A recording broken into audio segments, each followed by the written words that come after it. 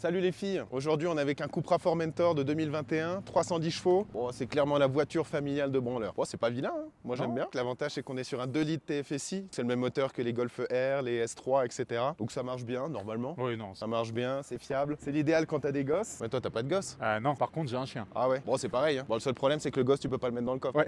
C'est pour ça que le chien c'est quand même mieux. Bon bah à l'intérieur c'est joli, le volant est stylé. Seul truc, on est sur une Cupra, hein. Alors il y a toujours des tocards qui mettent des petits coups de poing là pour voir les matières, j'en fais partie. Ça craque, bon c'est pas une dinguerie. Bon, en même temps tu l'as payé combien? 38 000 €. Pas en France. En France ça vaut 80 000 avec le malus, donc ça fait vraiment mal au fion. Non ben regarde là, filme la boîte à gants.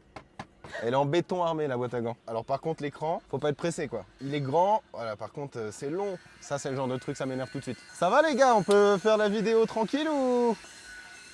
Bon là de toute façon on voit que c'est une caisse familiale, hein. Je pense qu'il a pas passé la poussière depuis 1 an et demi. Petit parapluie de branleur parce que monsieur avec sa coupe il faut pas qu'il se... Tu vois. Regarde les jantes. Là tu sais qu'il la prête à sa femme, y a pas de problème, c'est elle qui la roule. Là tu le sais, regarde l'avant.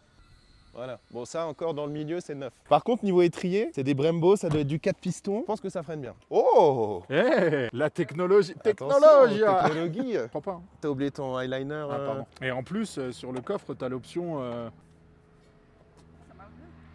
Faut aller loin. Oh Faut aller taper. En fait, faut lui mettre un chassé. Bon, on va rouler maintenant, hein. On va voir ce que ça donne.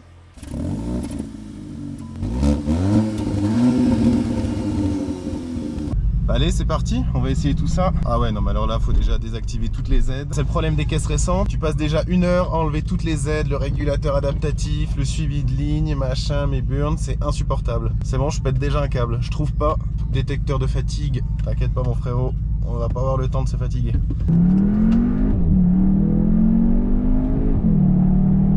L'écran il est énorme, c'est vraiment dommage qu'il soit pas fluide. Ça c'est vraiment un point noir je trouve sur le véhicule, c'est vraiment pas ouf. Ça a franchement l'air de tenir la route pour un SUV. Bon et ben voilà, on est sur le circuit, on va pouvoir voir un petit peu ce que ça donne.